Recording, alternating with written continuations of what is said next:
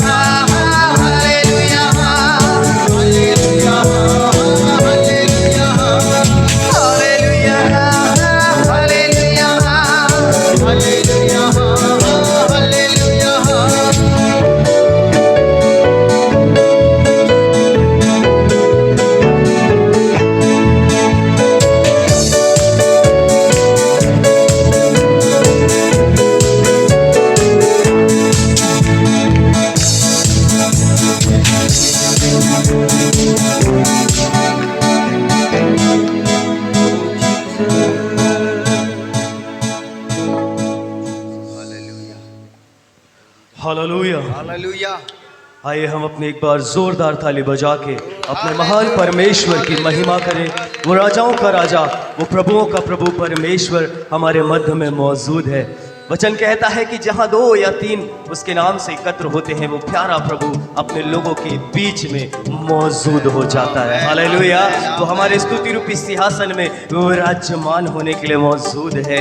Hallelujah. आइए अपना दिल खोल के उसको सारा आदर दें, सारी महिमा दें। उस राजाओं का राजा, वो बादशाहों का बादशाह, वो हमारा रहनुमा, वो हमारा परमेश्वर, जिसने हमें उस पाप से, उस कीट से, उस दलदल से हमें निकाला, क्योंकि उसने हमसे ऐसी मोहब्बत की है कि उसने अपने आप को सलीब पर दे दिया। हालेलुया।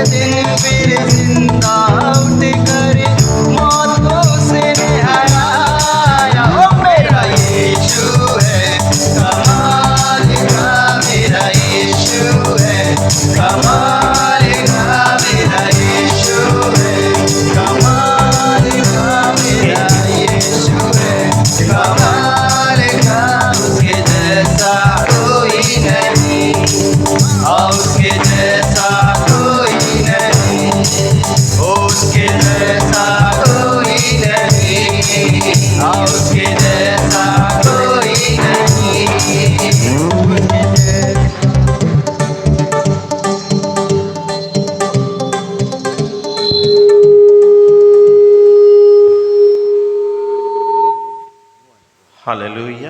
ये समय है भजन संहिता को निकालेंगे। भजन संहिता 62, साम 62।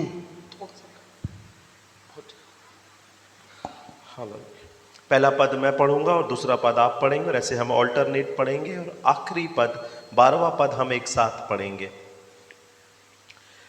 सचमुच मैं चुपचाप होकर परमेश्वर की ओर मन लगाए हूं, मेरा उद्धार उसी से होता है।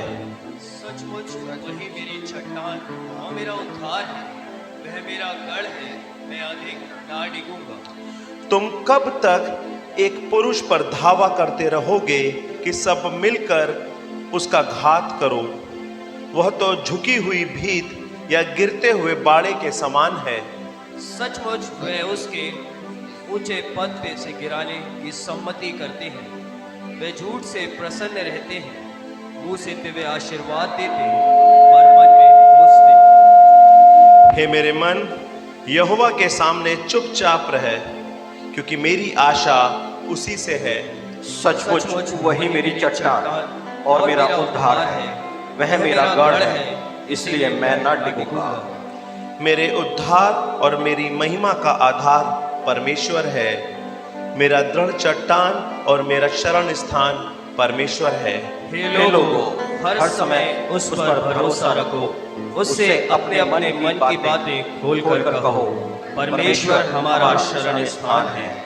सचमुच नीच लोग तो अस्थाई और बड़े लोग मिथ्या ही हैं, तौल में वे हल्के निकलते हैं, वे सब के सब सांस से भी हल्के हैं। अंधेर करने पर भरोसा मत रखो और लूटपाट करने पर मत फूलो, चाहे धन संपत्ति बढ़े तो भी उस पर मन न लगा। परमेश्वर ने एक बार कहा है और 2 बार मैंने यह सुना है कि सामर्थ परमेश्वर का है। हम सब मिलकर एक साथ पढ़ेंगे। और हे प्रभु, करुणा भी तेरी है, क्योंकि तू एक एक जन को उसके काम के अनुसार फल देता है। परमेश्वर अपने भजन को पढ़े जाने और सुने जाने पर हम सबको आशीष दे। Hallelujah, hallelujah. राजा दाऊद का एक और भजन, इसकी हेडिंग में लिखा हुआ है, परमेश्वर ही एकमात्र शरण स्थान। हालेलुया। दाऊद के जीवन पे देखें और इन भजनों को जब हम लगातार पढ़ रहे हैं, इन पर मनन कर रहे हैं, तो एक बात बहुत खास जो इसमें से निकल के आती है वो यह है कि दाऊद हर परिस्थिति में, हर अवस्था में, हर सिचुएशन में परमेश्वर पर भरोसा रखे हुए था। किस पर भरोसा रखा हुआ था? वो परमेश्वर पर भरोसा रखा हुआ था। मतलब कैसी भी परिस्थितियां होती थी, चाहे उसको युद्ध में लोग घेर लेते हैं, चाहे उसको मारने के लिए लोग आते हैं, चाहे वो उसके ऊपर पूरी सेना खड़ी क्यों ना हो जाती हो, हर अवस्था में, हर परिस्थिति में दाऊद का भरोसा किस पर है? परमेश्वर पर है। और यही हमारे लिए सीखने की सबसे बड़ी बात है, हमारे लिए हियाव करने की बात है कि हर परिस्थिति में, हर सिचुएशन में हमारा भरोसा किस पर होना है? परमेश्वर पर होना है। मनुष्य पर, मनुष्य की योग्यता पर, धन संपत्ति पर, संसार की बातों पर, संसार के लोगों पर, संसार के रिश्तों पर हमारा भरोसा नहीं होना है। हमारा भरोसा हमारे बनाने वाले, हमारे सृजनहार परमेश्वर पर होना है। यही बात लिखी है। और दूसरी एक और महत्वपूर्ण बात इसमें लिखी है कि हे लोगों, हम परमेश्वर पर, यहां पे राजा दाऊद लिख रहा है पहली ही बात में, सचमुच में चुपचाप होकर परमेश्वर की ओर मन लगाए हुए हैं। मतलब हमारा जो दूसरी महत्वपूर्ण बात है कि हम भरोसा कब कर सकते हैं? जब हमारा मन परमेश्वर पर लगा हुआ है। तो हमारा मन अगर परमेश्वर पर नहीं है, संसार की बातों पर, संसार के प्रोविजंस पर, अगर हमको लग रहा है हमारी आवश्यकता की पूर्ति वो आंटी, वो अंकल, वो भाई साहब, वो रिश्तेदार, वो पहचान वाला, वो लोग जिनको मैं जानता हूं, वो अधिकारी अगर मेरी सहायता कर देंगे, वो मेरी मदद कर देंगे, अगर हम उसको ताक रहे हैं, हम उस पर मन लगाए हुए हैं, तो परमेश्वर वहां पर काम नहीं करेगा, उन परिस्थिति पर हम विजय को नहीं देखेंगे। तो दूसरी सबसे महत्वपूर्ण बात है, हम अपने मन को किस पर लगाएं? परमेश्वर पर लगाए रहें। हमारा सोर्स जो है, हमारा जो सोता जो है, वो हमारा परमेश्वर है। हालेलुया। और तीसरी और सबसे महत्वपूर्ण बात इस भजन की, जो पद संख्या 8 में लिखी हुई है, हे लोगों हर समय उस पर भरोसा रखो, उससे अपने अपने मन की बातें खोलकर कहो। हालेलुया। क्या कह रहा है राजा दाऊद? अपने मन की बातें, हमारे मन में क्या चल रहा है, हमारे विचार में क्या चल रहा है, उन तमाम बातों को राजा दाऊद क्या कह रहा है? परमेश्वर से कहो। हालेलुया। जब हम परमेश्वर से कहने के बारे में सोचते हैं, उस पर मनन चिंतन करते हैं, तो हमको अक्सर लगता है कि परमेश्वर को कहना मतलब प्रार्थना करना है। हालेलुया। परमेश्वर से बातें करना मतलब प्रार्थना करना है मेरे प्रियो, लेकिन बाइबल इसके बारे में कुछ और ही आगे की बातें हमको बताती है। हालेलुया। जब परमेश्वर ने अदन के बगीचे में सब कुछ को पूरा कर लिया, 6वें दिन जब उसने मनुष्य को ले आया कि अब जो कुछ मैंने बनाया इसको एंजॉय करो, इसमें फलो फूलो और बढ़ जाओ, तो बाइबल बताती है शाम के समय परमेश्वर उस अदन के बगीचे में आया करते थे और आकर क्या करते हैं? आदम और हेवा से बातें करते थे। क्या बातें करते होंगे? क्योंकि उनके पास तो कोई प्रार्थना ही नहीं थी, उनके पास तो कोई विनती ही नहीं थी, उनके पास तो कोई तकलीफ नहीं थी, उनके पास कोई दर्द नहीं था कि वो परमेश्वर को बताएं। तो फिर क्या बातें करते होंगे? वो परमेश्वर से इस संसार के बारे में, परमेश्वर के हाथ की जो अद्भुत कला कृतियां हैं उसके बारे में बात करते होंगे। वो बताते होंगे कि परमेश्वर आपने ये जो पूरा अदन का बगीचा बनाया है, यहाँ पे ऑटोमेटिक ये पेड़ अपने आप बड़े हो जाते हैं, यहाँ पे उसमें फल लग जाते हैं, उन फलों के बीज से फिर से नए पौधे बन जाते हैं। ये जो जीव जंतु आपने बनाए हैं, हमने इसका नाम हाथी रखा है, ये देखिए शेर है, ये ऐसा है वैसा। वो जर्नल बात करते होंगे, नॉर्मल टॉक करते होंगे। लेकिन आज जब हम प्रार्थना में होते हैं, आराधना में होते हैं, जब हम बात करने की बात करते हैं, हम में से अधिकांश लोग रोने लग जाते हैं, अपनी तकलीफ को देखने लग जाते हैं, बजाय इसके कि अपने परमेश्वर को देखें, परमेश्वर पर अपने ध्यान को लगाएं। मेरे प्रियो, परमेश्वर ने पहले दिन, दूसरे दिन, तीसरे दिन, चौथे दिन, 5वें दिन मनुष्यों को लेकर नहीं आए, क्योंकि अगर वो पहले ये दूसरे ये तीसरे ये चौथे दिन ले आते तो हो सकता था वो ऊबड़ खाबड़ धरती में अब आदम को चोट लग जाती। वो सांस कहां से लेता अगर पेड़ पौधे नहीं होते? वो खाता क्या, वो पीता क्या, वो रहता कैसे? परमेश्वर ने सब कुछ को पूरा किया और उसके बाद आदम और हेवा को लेकर आए। आज जब हम मसीही जीवन में आ चुके हैं, यीशु मसीह को हमने अपना उद्धारकर्ता स्वीकार कर लिया है, यीशु मसीह ने कहा है सब कुछ पूरा हुआ है। यीशु में सब कुछ पूरा हो चुका है। हमको उस आईने से देखकर, उस आईने के द्वारा अपने रिश्ते बनाने की जरूरत है। हमारे चंगाई का काम, हमारे छुटकारे का काम, हमारे पवित्र जीवन जीने का काम यीशु में पूरा हो चुका है मेरे प्रियो। तो आज परमेश्वर आपको और मुझे यही आह्वान दे रहे हैं इस वचन के द्वारा कि हमें परमेश्वर से बात करने की जरूरत है, रिलेशन को मजबूत करने की जरूरत है। जब एक छोटा बच्चा अपने माता पिता के पास आके कुछ भी बातें करता है, अगर हम ध्यान दें, जितने भी माता पिता हैं इस बात पे जरूर गौर करेंगे कि जब उनका बच्चा नॉनसेंस टॉक भी करता है, कुछ भी बात पूछता है, डैडी ये सूरज रात को क्यों नहीं निकलता, कुछ भी बात करता ना, हम लोग क्या करते हैं? माता पिता को अच्छा लगता है। वैसे जब हम उससे हर प्रकार की बातें करेंगे, हर प्रकार से अपने दिल को खोलकर उससे कहेंगे, उसको अच्छा लगेगा। और वो ऐसा ही रिश्ता चाहता है मेरे प्रियो, कि हम अपना दिल खोल के उससे नॉर्मल बातें करें, उसको हर बात बताएं। हर बात जो आप परमेश्वर के वचन में सीख रहे हैं उससे आप उससे डिस्कस करें। अपने जीवन की हर बात खोलकर वो दिखाने के लिए, बताने के लिए हमें कह रहा है कि ये जो आराधना का समय है ये बातें करने का समय है। ये जो आराधना का समय है वो अपने रिश्ते को मजबूत करने का समय है। पुराने नियम में वो लोग दास और भविष्यवक्ता हुआ करते थे, लेकिन नए नियम में हम संतान हैं, हम बेटे और बेटियां हैं। तो एक बच्चे अपने माता पिता के साथ कैसा संबंध रखते हैं, उस संबंध को जीना शुरू करना होगा। Hallelujah, hallelujah. आइए अपने स्थानों पर हम खड़े हो जाएं। ये बहुमूल्य अवसर है मेरे प्रियो हम सब के लिए कि अपने बनाने वाले सृष्टिकर्ता परमेश्वर की हम नजदीकी में आ सके, उससे बातें कर सके, अपने दिल को खोल कर उससे बातें।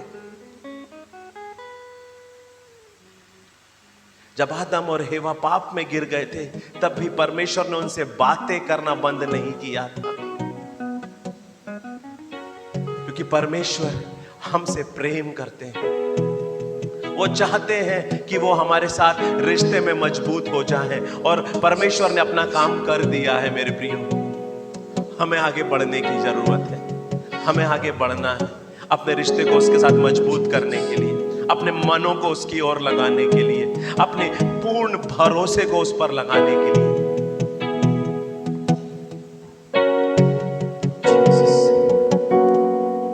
हाँ मेरे खुदा, सचमुच मेरे पवित्र पिता परमेश्वर तू अद्भुत है। खुदावन, जब तेरे दास के द्वारा प्रभु हमने ये भजन में से पढ़ा है और तूने बताया है पिता परमेश्वर की एक इंसान को संपूर्ण मन से केवल तुझ पर भरोसा रखना चाहिए, न दाएं न बाएं मुड़कर देखना चाहिए। वो सारे चेले उस नाव में सवार थे और उस झील में वो नाव थी, और उसी समय झील में एक बड़ा तूफान उठा और नाव डूबने डूबने पर थी। ओ बहुत आंधी थी और वो डर गए, वो भयभीत हो गए, पर यीशु पीछे आराम कर रहा था। यीशु मसीह आराम कर रहा था। वो जानता था ना आंधी ना तूफान उसका कुछ बिगाड़ सकता है। और वही बात को चेलों को और आज हम सबको सिखाना और बतलाना चाहता है कि मेरे बेटे मेरे बेटी, हमें डरने की आवश्यकता नहीं। चाहे कैसी भी आंधी हो, चाहे कैसा भी तूफान क्यों ना हो, तेरी प्रार्थना करने से मैं उस आंधी को, उस तूफान को रोकने के लिए सामर्थी हूं। मैं आज भी सामर्थी हूं वो लाल समुद्र को दो भाग करने के लिए। मैं आज भी सामर्थी हूं वो यरदन नदी को दो भाग करने के लिए। मेरे बेटे मेरे बेटी, मैं आज भी सामर्थी हूं वो यरीहो की दीवार को नींव से गिरा देने के लिए।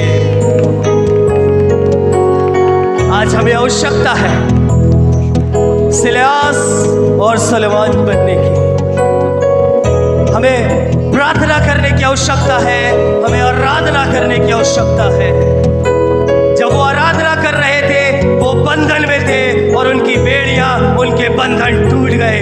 Church, this is your time. आज समय है कि आप अपने बंधनों से आजादी पाए, क्योंकि बाइबल कहती है विश्वास करने वालों के लिए सब कुछ मुमकिन है। विश्वास करे, वो आपका भी प्रभु है, वो मेरा भी प्रभु है, वो हम सबका प्रभु है। वो परमेश्वर आज आपकी और मेरी पुकार सुनने के लिए हमारे मध्य में मौजूद है। केवल और केवल आपका समर्पण, आपका सच्चा बलिदान आज परमेश्वर स्वीकार करेगा। और विश्वास करें आज आप अपनी चीजों से आजाद होकर जाएंगे। ये मैं नहीं लेकिन आपका खुदा बोलता है। Hallelujah, thank you Jesus, hallelujah.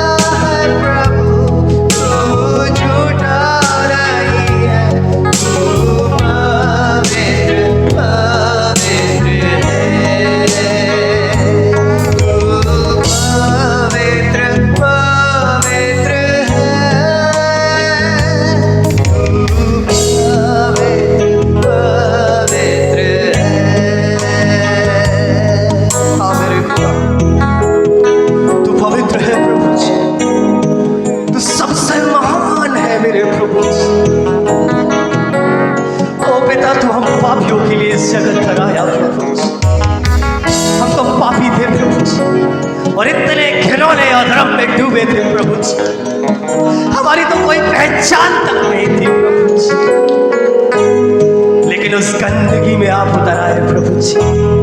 आप हमारे लिए मनुष्य बनकर आए, आपने हमारे पाप, हमारे गुनाह, हमारे अधर्म को यीशु अपने ऊपर ले लिया, हमारे अंदर से वो डर को दूर कर दिया, वो मृत्यु पर भी आप जयवंत हो गए। तेरा धन्यवाद राजाओं के राजा, तू अद्भुत है। आज तेरी प्रजा तेरे सन्मुख दंडवत करती है राजा। आज हम झुकते हैं राजाओं के राजा के आगे, प्रभुओं के प्रभु के आगे। We worship you, Lord.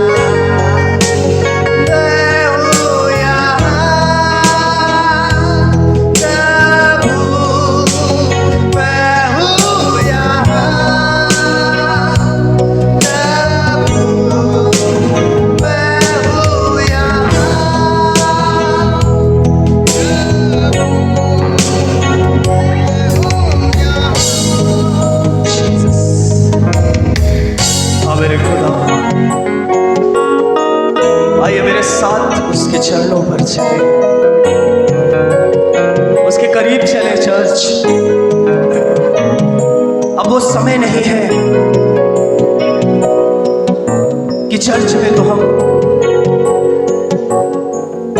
मसीह का जीवन जिए, लेकिन बाहर हमारा जीवन में गड़बड़ियां पाई जाए। अब समय है चर्च, हमें यीशु मसीह के समान चलना है। अब समय है जैसा हमारा प्रभु यीशु मसीह का स्वभाव था है, वैसा आज हमारे अंदर भी होना चाहिए। उसका वचन कहता है जैसे मैं पवित्र हूं तुम भी पवित्र बनो। वो बुलाने वाला है, जैसे हमारा बुलाने वाला पवित्र है वैसे आप भी पवित्र बनो। वैसे हमें भी पवित्र बनने की आवश्यकता है, क्योंकि वो वचन कहता है कि तुम पवित्र आत्मा तुम्हारे अंदर वास करता है, तुम प्रभु के मंदिर हो। We are the temple of God.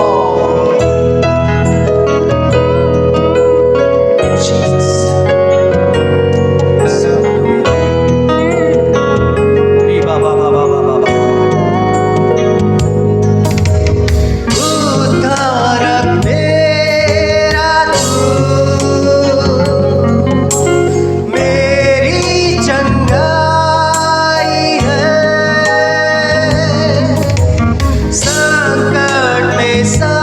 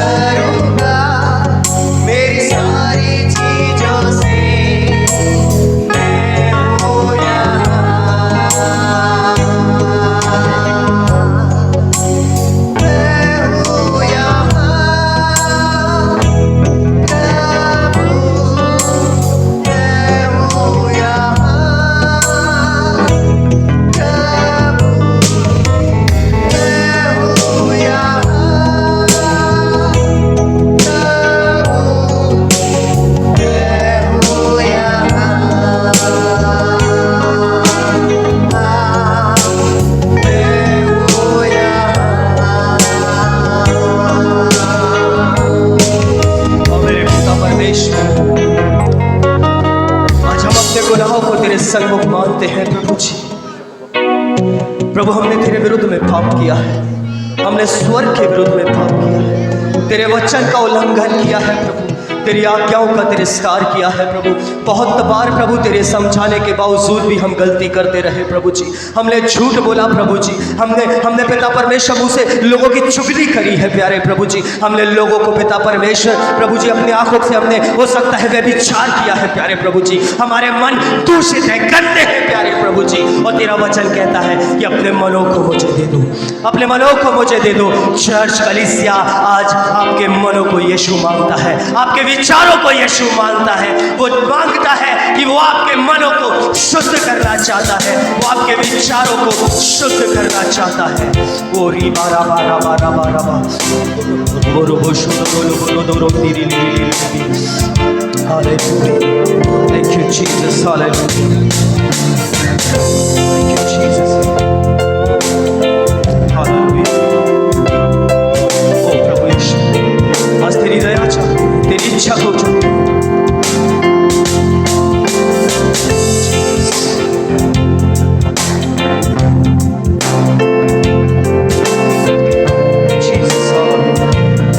आइए अपने मनों को उसकी ओर लगाएं, हर एक आंख बंद हो जाए, कुछ देर डूब जाए उसकी उपस्थिति में।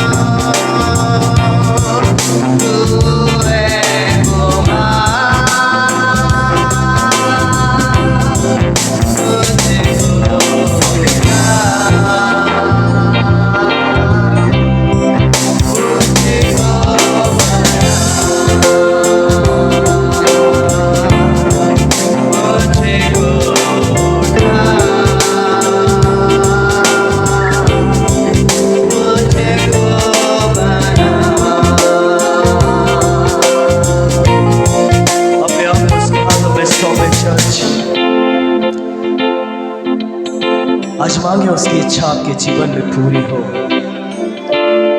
क्योंकि दिन निकल रहे हैं, रात निकल रही है, हफ्ता निकल रहा है, महीना निकल रहा है, साल गुजर रहे हैं। चर्च, और आवश्यकता है जागने की, अब आवश्यकता है मन फिराने की, क्योंकि अब हमारा यीशु पापियों के लिए नहीं, लेकिन उन धर्मियों के लिए, उन दुल्हन के लिए जो उसकी प्यारी दुल्हन है, जो बेदाग है, जो बेझुर्री है, उनको लेने के लिए आने वाला है। अब इनकार करें उन तमाम चीज़ों का जिसको अब तक हम सवारते आए हैं। याद रखें, यीशु ने मुझे और आपको उस गंदगी से निकाला, अब उस गंदगी को अपने जीवन से निकाल कर बाहर करें। आवश्यकता है चर्च, उसने हमें संसार से निकाला है, अब ज़रूरत है कि संसार हम में से बाहर जाए, क्योंकि हम दो लोगों की सेवा एक साथ नहीं कर सकते। होने देखिए आज उसकी इच्छा, उसकी मर्जी आपके जीवन में, मेरे जीवन में, हम सबके जीवन में यीशु नाम में पूरी हो। वो जानता है हमारा जीवन, वो दो छुटे जीवन लोगों से आनंदित नहीं होता, वो किसी एक पापी के नरक में जाने से भी आनंदित नहीं होता। वो चाहता है कि उसका बेटा, उसकी बेटी मन को फिरा ले, क्योंकि वो 99 भेड़ को छोड़कर एक को ढूंढने के लिए निकलता है। आज वो एक भेड़ हम हैं। कह दे अपने खुदा से कि प्रभु मैं यहाँ हूँ, मैं यहाँ हूँ, आज तेरी इच्छा मुझ पर पूरी हो। मैं वही एक बिगड़ी हुई भेड़ हूँ प्रभु, जो खो गया था, आज तेरे हाथों पर आना चाहता हूँ। लौट आए, क्योंकि लौट आने में ही भलाई है। हालेलुया। रीबा नाराला पूरी अंतराला पूरी शेरे जीसस।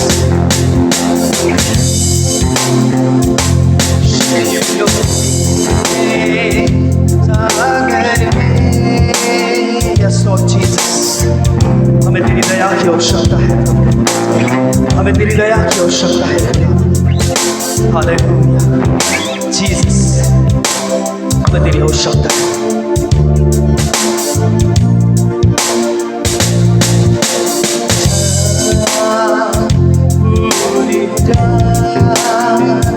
आँखों में जीवन है, मैं बेटी हूँ, तू है कुमार, मुझको बना, मुझको बना, मुझको बना।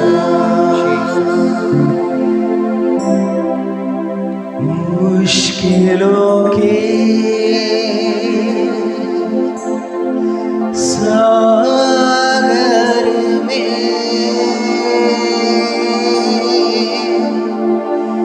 नैया मेरी डूब रही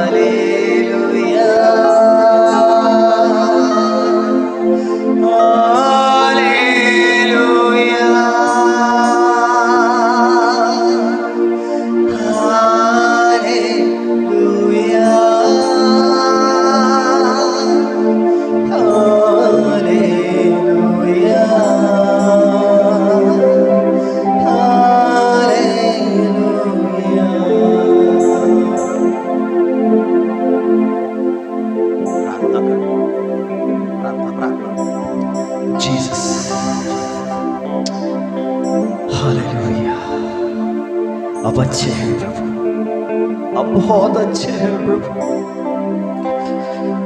आप बहुत भले हैं प्रभु। हम बार बार आपको छोड़कर भटक जाते हैं प्रभु, लेकिन आपका प्रेम है जो हमें छोड़ता नहीं है प्रभु। हम आपकी उपस्थिति से जरूर छूट जाते हैं प्रभु, लेकिन आपका प्रेम हमें छोड़ता नहीं है प्रभु। आप नहीं चाहते कि आपकी कोई भी भेड़ नाश हो जाए। ओ प्रभु, हम जितने आज यहाँ मौजूद हैं खुदा, तेरे हाथों में अपने आप को सौंप देते हैं प्रभु जी। तू हमारा अच्छा चरवाहा है और हम तेरी भेड़ हैं प्रभु जी। खुदावन, आज अपनी भेड़ों के लिए प्रभु जो स्वर्गीय मन्ना प्रभु जी जो आपने हमारे लिए रखा है पिता परमेश्वर, और जो अपने दास को आपने दिया है प्रभु जी, आज आपका वही आत्मा हर एक सुनने वालों से प्रभु आज बात करने पाए प्रभु जी। खुदा, मेरी प्रार्थना है खुदा कि हर एक के कानों को खोद कर खोल दे प्रभु जी, हर एक को कठोर हृदय को ऐसा उपजाऊ बना प्रभु, ताकि आज तेरी आवाज को सुनने पाए प्रभु जी। क्योंकि तेरा वचन कहता है कि सुन लो आत्मा कलीसिया से क्या कहता है प्रभु जी। खुदावन, ये आज तेरा पवित्र दिन, आज ये विश्राम का दिन प्रभु जी, जब तूने हम सबको अपने भवन में बुलाया है प्रभु, अपनी एक नई बात सिखाने के लिए प्रभु, एक नई आज्ञा को देने के लिए प्रभु जी, आपके प्रेम में बढ़ोतरी करने के लिए प्रभु जी। जब हम सब पिता मिलकर तेरी पाक हुजूरी पर है प्रभु, दया कर, हमारे कानों का खतना कर, हमारे हृदय को खतना कर प्रभु, ताकि हमारे मन इधर उधर ना भटकने पाए प्रभु जी। हर एक को भटकाने वाली बातों को हम यीशु के नाम में दूर करते हैं प्रभु। ये कलीसिया को तेरे हाथों में सौंपते हैं प्रभु। आज का वचन पिता हर एक के जीवन को पिता काटने और छाटने पाए प्रभु जी। आज तेरी आग उतरे पिता और जीवन बदल जाए, और नए जीवन के साथ हम यीशु नाम में अपने घरों को लौटने पाए। दया शक्ति यीशु मसीह के नाम में, आमीन। बैठ सकते हैं। हालेलुया। पिछले सप्ताह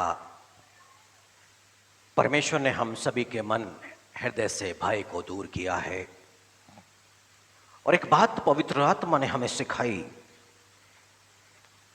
कि जब भी मन में डर और भय आए तो हम परमेश्वर के प्रेम में यानी कि उसकी आज्ञाकारिता में आगे बढ़े, तो मन पर उठने वाला भय, हृदय पर आने वाली हर एक घबराहट से हम आजाद हो जाएंगे।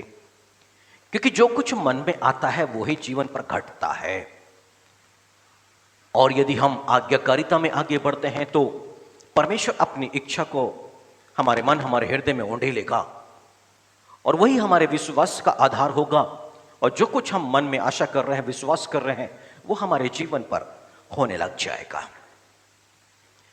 पर उसी प्रेम के साथ इस सप्ताह एक कदम और आगे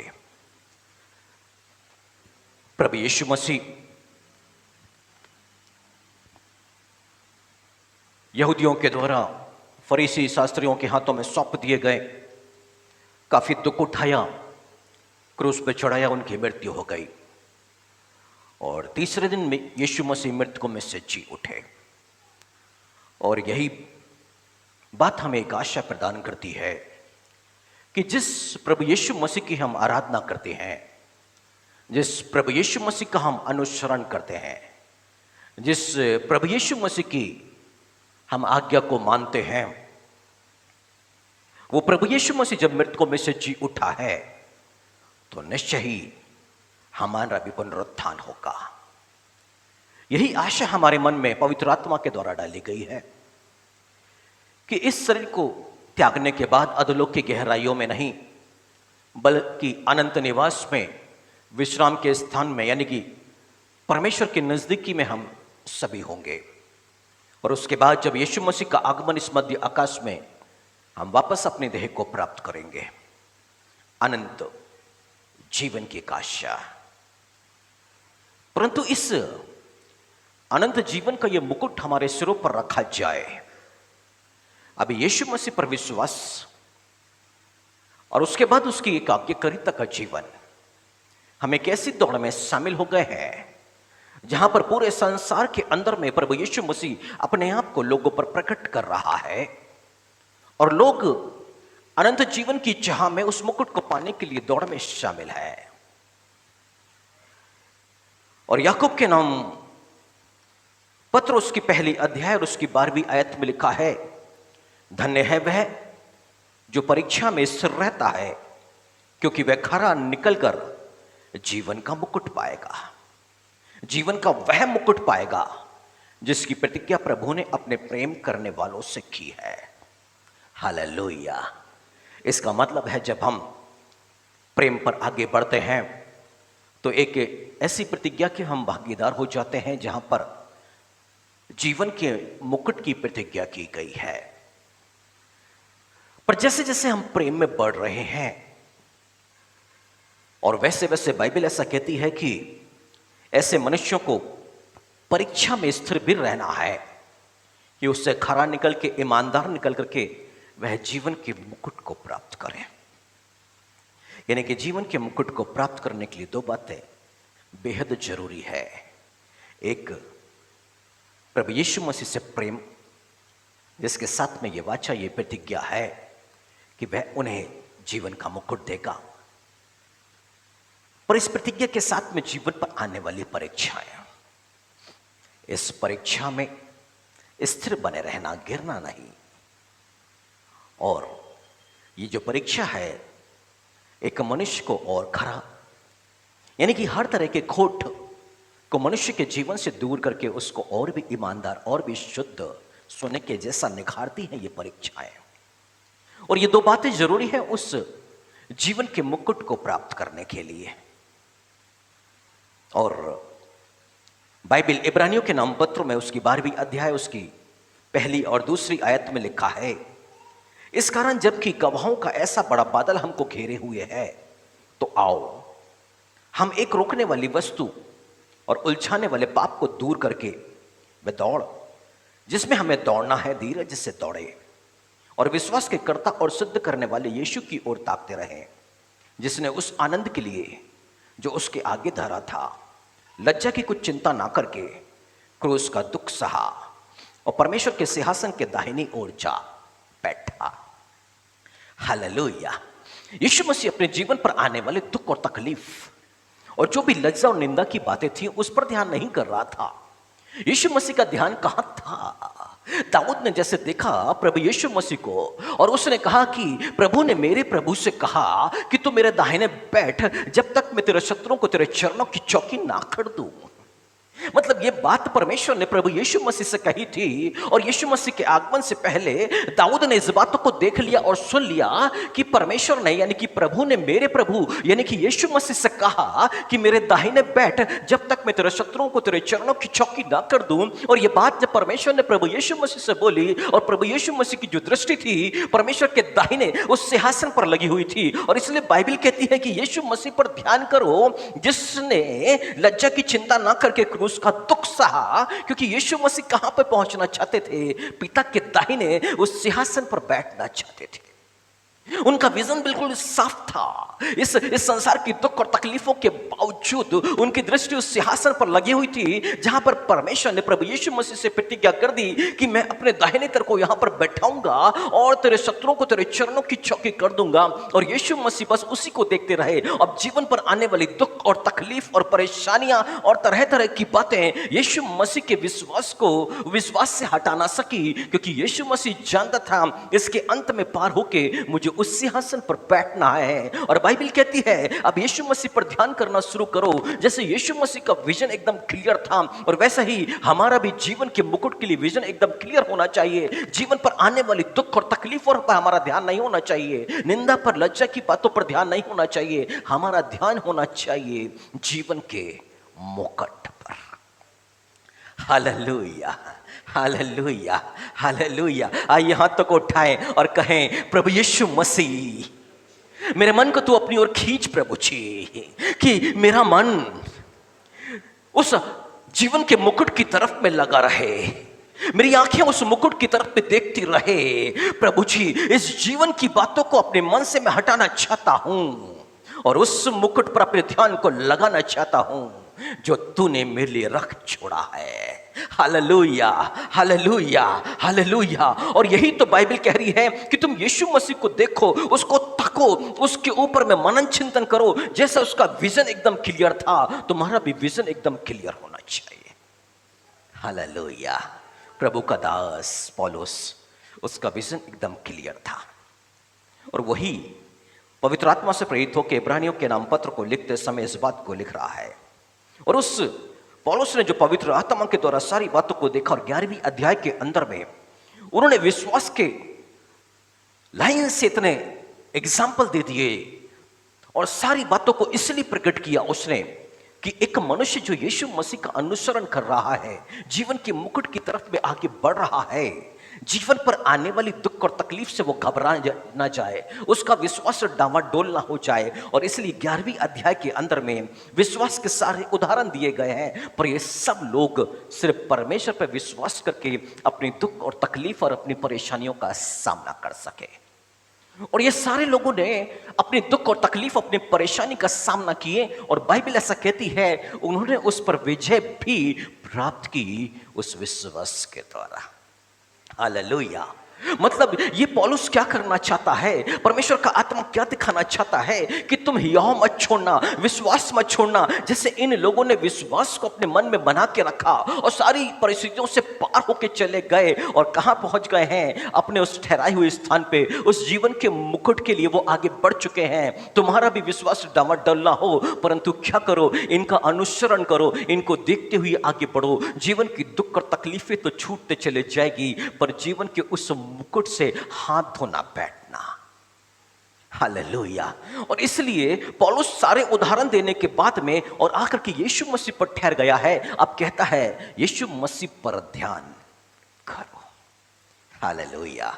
क्योंकि पौलुस ने यीशु मसीह पर ध्यान किया, उसने देखा कैसे यीशु मसीह ने अपने लिए जो परमेश्वर की प्रतिज्ञा की थी कि मेरे दाहिने बैठ जब तक मैं तेरे शत्रु को तेरे चरणों की चौकी ना कर दूं, जिस तरह से यीशु मसीह का ध्यान परमेश्वर के सिंहासन पर उसके दाएं बैठने पर लगा हुआ था, वैसे ही पौलुस का भी ध्यान जीवन के मुकुट की तरफ में लगा हुआ था। हालेलुया। और इसलिए बड़े ही आव से कहता है कि मैंने अच्छी कुश्ती लड़ चुका, अपनी दौड़ पूरी कर ली, और मैंने अपने विश्वास की रखवाली की। और इसलिए इब्रानियों के नाम पत्र में ही आव से कहता है कि जिस दौड़ में तुम्हें दौड़ना है, धीरज से दौड़ो, क्योंकि इसने तो अपनी दौड़ पूरी कर ली। अब कलीसिया को बता रहा है कि जिस दौड़ में तुम शामिल हो, धीरज के साथ में दौड़ना। और तुम्हारी जो दौड़ होगी ना, जब एक दौड़ने वाला दौड़ता है ना, तो उसका लक्ष्य होता है, यदि वो 100 मीटर, 200 मीटर, 400 मीटर या फिर 1000 मीटर की दौड़ है, उसका लक्ष्य वो रिबन है जो वहां पर बंधी हुई है, उसे स्पर्श करना है, उसको पार करना है, उसका लक्ष्य है। वो अपने लक्ष्य से नहीं बढ़ रहा है, दौड़ते हुए दाएं या बाएं नहीं जा रहा है, वो अपने लक्ष्य की तरफ में दौड़ रहा है। और बाइबल कहती है तुम भी ऐसा ही दौड़ो कि जीतो। दौड़ में तो सब दौड़ते हैं, पर हर कोई तो नहीं जीतता है, कुछ लोग जीतते हैं। और बाइबल बताना चाहती है उस कुछ लोगों में तुम शामिल हो जाओ। बुलाए हुए तो बहुत है संसार के अंदर में, परंतु वो सब के सब उस दौड़ को जीत नहीं पाएंगे, उस जीवन के मुकुट को प्राप्त नहीं कर पाएंगे। कुछ ही लोग उस जीवन के मुकुट को प्राप्त कर पाएंगे। और इसलिए बाइबल कहती है बड़े धीरज के साथ में ही और बांध करके उस दौड़ में दौड़ना है। और ध्यान क्या रखना है, अपने लक्ष्य पर, अपने लक्ष्य पर दृष्टि होना चाहिए जीवन के मुकुट के लिए। तब जीवन पे आने वाली दुख और तकलीफ और परेशानियां आपके विश्वास से गिरा नहीं सकती, आपको परमेश्वर के प्रेम से वो दूर नहीं कर सकती। हियाव के साथ में आप अपने लक्ष्य को प्राप्त कर सकते हैं। और पौलुस कहता है कि जब एक पहलवान जब कुश्ती लड़ता है ना, तो वो हर तरह का संयम करता है, और उसका लक्ष्य क्या है, सामने वाले पहलवान पर मुक्के मारना। और ऐसे मुक्के मारना है कि उससे वो चित्त कर दे, यानी कि उस मुक्केबाजी की स्पर्धा में या कुश्ती में वो जीतना चाहता है। और इसलिए वो क्या करता है, सब तरह का संयम करता है। पर उस पहलवान को मालूम है कि मेरे को हवा में मुक्के नहीं मारना है, मुझे तो मेरा जो लक्ष्य है उस पर मुक्के चलाना है। तभी मैं जीत पाऊंगा। Hallelujah, hallelujah, hallelujah. एक समय ऐसा हुआ कि किसी पास्टर ने एक आत्मिक सभा करी, हम भी उसमें शामिल होने का मौका मिला। अंतिम आराधना गए, तब उसने बोला आइए विश्वास से अपन शैतान को मारेंगे। और उन्होंने बोला मारो शैतान को, और सब ने हवा में मारना शुरू किया। सब ने बोले देखो शैतान को हम सब मार रहे हैं, इसको बोलते हैं हवा में मुक्के चलाना। हालेलुया, हालेलुया, इसको बोलते हैं हवा में मुक्के चलाना। पौलुस कहता है मैं हवा में मुक्के नहीं चलाता हूं। पौलुस ने कहा मुक्का चलाया। हालेलुया। पहला कुरिन्थियों 9वीं अध्याय 24 से लेकर 27वीं आयत में, 27वीं आयत को लेते हैं, बाकी आप घर पे पढ़िएगा। यहाँ पे लिखा है परंतु मैं अपने देह को मारता और कूटता और वश में लाता हूँ, ऐसा न हो कि औरों को प्रचार करके आप ही किसी रीति से निकम्मा ठहरूं। इसका मुक्का कहाँ चल रहा है? अपने देह के खिलाफ में, अपने शरीर के खिलाफ में। ये जब पहलवान की बातें कर रहा है तब ये क्या कह रहा है कि वो जो पहलवान है वो क्या करता, हर तरह का संयम रखता है, हर तरह का संयम अपनी देह को वो वश में रखता है एक पहलवान। और जब अपनी देह को वश में रखता है तभी वो ताकत को अनुभव करता है, और उस ताकत के सहारे वो दूसरे पहलवान को चित कर सकता है, उसे हरा सकता है वो। और एक मनुष्य जब अपने आप पर कंट्रोल करेगा, अपने पर संयम रखेगा, और तभी वो उस युद्ध को जीत पाएगा। और कौन सा युद्ध? बाइबल कहती है मैं अपनी देह को मारता और कूटता और वश में लाता हूं। Hallelujah, hallelujah, hallelujah. गलातियों की कलीसिया एक ऐसी ही कलीसिया थी, और बाइबल ऐसा बताती है कि बड़े विश्वास पर ये आगे बढ़ रहे थे। पर एक समय आया, पौलुस ने वहाँ पर कुछ गड़बड़ियों को देखा। फिर पौलुस को वहाँ पत्र लिखना पड़ा, और फिर गलातियों को लिखता है तुम तो अच्छी तरह दौड़ रहे थे, फिर तुम्हें किसने रोक दिया? तुम अच्छी तरह दौड़ रहे थे, फिर तुम्हें किसने रोक दिया? इस गलातियों की कलीसिया ने क्या किया है, वहां के लोगों ने क्या किया है? विश्वास में बढ़ रहे थे, ये प्रेम में बढ़ रहे थे, पर आगे जाकर के क्या किया? विश्वास में आने से पहले जिस प्रथा को, नियम को ये माना करते थे, उस प्रथा को वापस अपने जीवन पर, यानी कि खतने के जीवन को, प्रथा को अपने जीवन पर ये वापस ले आए। हालेलुया। बाइबल क्या बताना चाहती है? ये शरीर, वो शारीरिक खतना की बातें करने लग गए। अब पौलुस को लिखना पड़ा कि तुम तो बड़े अच्छे से विश्वास में बढ़ रहे थे, प्रेम में बढ़ रहे थे, पर वापस तो अब तुम खतने की तरफ में तुम कैसे बढ़ गए हो, और अच्छी दौड़ को तुमने कैसे रोक दिया है? बाइबल यही तो कहती है कि जिस दौड़ में तुमको दौड़ना है, धीरज के साथ में दौड़ो। और धीरज के साथ में क्यों दौड़ो? क्योंकि वहां पर बाइबल कहती है कुछ रोकने वाली वस्तु और उलझाने वाले पाप है। हालेलुया, जो आपकी दौड़ को रोक देंगे। और गलातियों की कलीसिया में कुछ ऐसा ही हुआ, वो उलझ के रह गए। आगे उनको लगातार आगे बढ़ना था, पर अब उनके जीवन में आत्मिक जीवन पर ठहराव आ गया है। अब पौलुस उनको आगे लिखता है कि देखो, आत्मा शरीर के विरुद्ध में और शरीर आत्मा के विरुद्ध में युद्ध करते हैं, कार्य करता है। यानी कि हमारा जो लक्ष्य है कोई बाहरी व्यक्ति नहीं है। सबसे बड़ा जो युद्ध है आत्मा और शरीर के बीच में है। ये शरीर के विरुद्ध में आत्मा काम कर रहा है और आत्मा के विरुद्ध में शरीर काम कर रहा है। मतलब युद्ध किसका है? आत्मा और शरीर का। संघर्ष कहां पर है? आत्मा का और शरीर का। आत्मा जो चाहता है वो शरीर करना नहीं चाहेगा, और जो शरीर करना चाहता है वो आत्मा करना नहीं चाहेगा। ये शरीर चाहेगा मूर्ति पूजा करना, आत्मा मना करेगा, और शरीर आत्मा के विरुद्ध में जाएगा। ये शरीर व्यभिचार करना चाहेगा परंतु आत्मा मना कर देगा। ये शरीर चोरी करना चाहेगा पर आत्मा मना कर देगा। ये शरीर ना क्रोध करना चाहेगा पर आत्मा मना करेगा। ये क्या हो रहा है? क्योंकि आत्मा का फल संयम है पर शरीर का फल संयम नहीं है, मूर्ति पूजा और व्यभिचार है। और जिसके पास में संयम नहीं है वो व्यभिचार में डूबता है। और इसलिए याकूब के नाम पत्र में लिखा है, जो अपने जवान पर कंट्रोल कर ले, अपने जीभ पर कंट्रोल कर ले ना, वो पूरे शरीर को कंट्रोल कर सकता है। पर जिसकी जीभ नहीं रुकती है वो किसी भी अवस्था में ना अपने आप पर अधिकार ले नहीं सकता। Hallelujah, hallelujah. इसलिए इस शरीर को मारना और कूटना और इसको वश में लाना है तो सबसे पहले जो काम शुरू करना है वो जीभ पर करना है, क्योंकि जीभ है ना, याकूब लिखता बहुत डेंगे मारती है।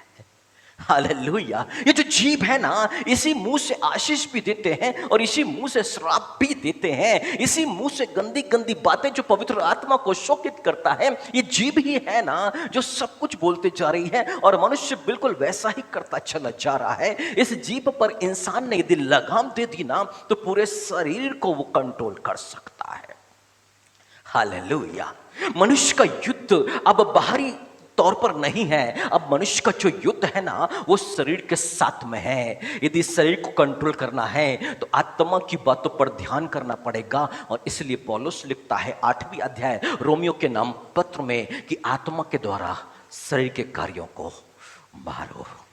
हालेलुया। आत्मा के द्वारा शरीर के कार्य को मारो, क्योंकि मनुष्य अपने शरीर पर अधिकार ले ही नहीं सकता है ना, उसको पवित्र आत्मा की आवश्यकता पड़ेगी, पवित्र आत्मा की सहायता की आवश्यकता पड़ेगी। और जब पवित्र आत्मा सहायता करेगा तो मनुष्य आत्मा में बलवंत हो जाएगा, और जब आत्मा में बलवंत हो जाएगा तब वो शरीर के कार्यों का दमन कर सकता है। Hallelujah, hallelujah, hallelujah. पौलुस कहता है, पतरस अपनी बीबी को लिए लिए घूमता है। पतरस अपनी बीबी को, क्या मुझे अधिकार नहीं है? मुझे अधिकार नहीं है क्या? है, उसका भी विचार है कि विवाह हो, पर क्या कर रहा है? इस शरीर को मार कूट रहा है, वश में लेकर के आ रहा है कि मुझे अपने आप को प्रभु यीशु मसीह के लिए समर्पित करना है। और क्या करना है? उसके लिए अपने जीवन को दे देना है। मैं शरीर की लालसा को पूरा नहीं करूंगा। वो अपने आप को, शरीर की इच्छाओं को और दमन करते जा रहा है, उसको दबाते चला जा रहा है। पूरे शरीर पर वो कंट्रोल रख छोड़ा है। अब संसार की अभिलाषाओं से, इच्छाओं से उसका लेना देना नहीं, क्योंकि अब वो इस स्थिति पे पहुंच चुका है, क्योंकि वो जानता है एक पहलवान को संयम करना पड़ेगा उस मुकुट को पाने के लिए। और पहलवान कौन से मुकुट को प्राप्त करेगा? मुरझाने वाला मुकुट। हालेलुया। पर वो कहता है, हम तो ऐसे मुकुट के लिए दौड़ रहे हैं और संयम रख रहे हैं जो कभी नहीं मुरझाने का।